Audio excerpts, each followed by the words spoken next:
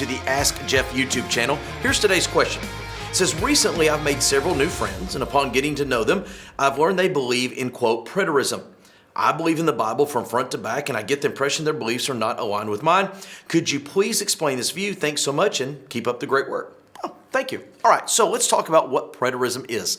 Preterism is a belief that the futuristic, or shall we say prophetic passages of the Bible are not futuristic. They actually were fulfilled in days past. Specifically, a lot of what we see not only in the Old Testament prophets, but really the book of Revelation was fulfilled with the attacks upon Jerusalem and the dispersion of the Jewish people in approximately 70 AD. So, for example, when the Bible speaks of a, quote, coming character known as the Antichrist, the beast, the mark of the beast, all these things, these judgments, the seals being opened, those famous 7 items, those are not things to look forward to in days future. Those are actually things that have been accomplished in days past. So again, I'm grateful to you that you believe the scriptures from beginning to end. However, one sees this as fortunately or unfortunately, preterism believes in the same scriptures, but they see those passages not as futuristic, but they see them as being already fulfilled in days past. Now, again,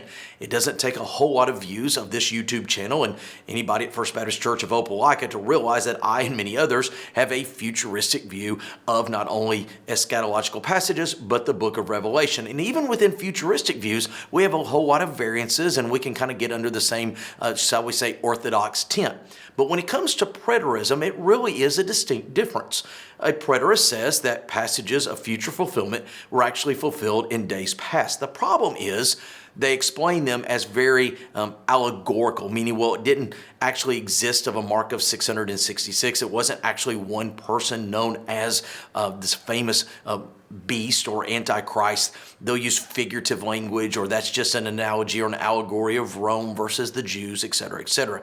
Again, that's my biggest struggle with preterism, not that they deny the future fulfillment, which I have a problem with, but that they take passages and rather than allowing them to be, shall we say, fulfilled literally, they just allow them to be figurative in the way that they desire for them to be fulfilled. Again, the overwhelming majority of Christians days past, present, and hopefully future have a futuristic view of what we know as prophetic passages. A preterist says that they've all been fulfilled in days past, which would mean or explain why you have such a difference of opinion, because for every single passage that we have in the Bible about what we call the first coming, from Christmas to the resurrection, there are 8 passages about the second coming.